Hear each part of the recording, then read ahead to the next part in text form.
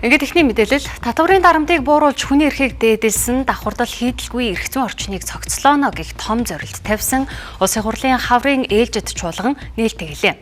Цагийн нөхцөл байдлаас үүдээд Монгол Улсын төсөв санхүүгийн асуудал хүндрэх төлөвтэй байгаа энэ үед Улсын хурлын даргын зүгээс эвслийн засгийн газрыг дэмжиж ажиллана гэдгээ нээлтийн үгэндээ онцолсон нь засгийн газрын тогтвортой байдлыг хангуулахыг гишүүдэд сануулсан үйлдэл боллоо.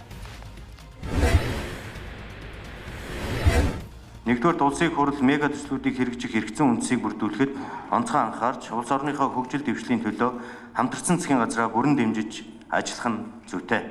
Засгийн газар юунд төвлөрч ямар үр дүнд зорж яаж ажиллахыг бид батлаад ердөө 6 сарын нүүр үзэж байна. Улс төрчлөлт, намжирхал, талцал хуваагдал гэхээс илүү шин тогтолцоогоор бүрдсэн 126 гишүүнтэй парламент улс орны хөгжлийг хурцгах шийдвэрүүд гаргах нь түүхэн үүрэг байна. Өргөжлөлөн улсын хурал дээр үндэсний аюулгүй байдлын зөвлөлөөс хаалттай мэдээлэл өгсөн. За үүний дараа ерөнхий сайд оюун эрдэнэ гашуун сухад ганц бодны бомбын хил холболтын хилцээрийг улсын хурлаар сойрхон батлуулахаар өргөн барьсан юм а.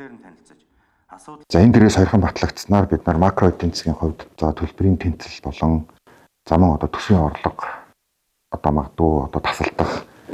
За одоо байгаа нүүрсний үнэн дээр бас тарифаас болоод үүсэж байгаа нэг 15-аас 20 орчим долларын үнийн зөрүү уналт тийг бол нүүрсний объемор нөхчих юм боломжтой гэж үзэж байгаа.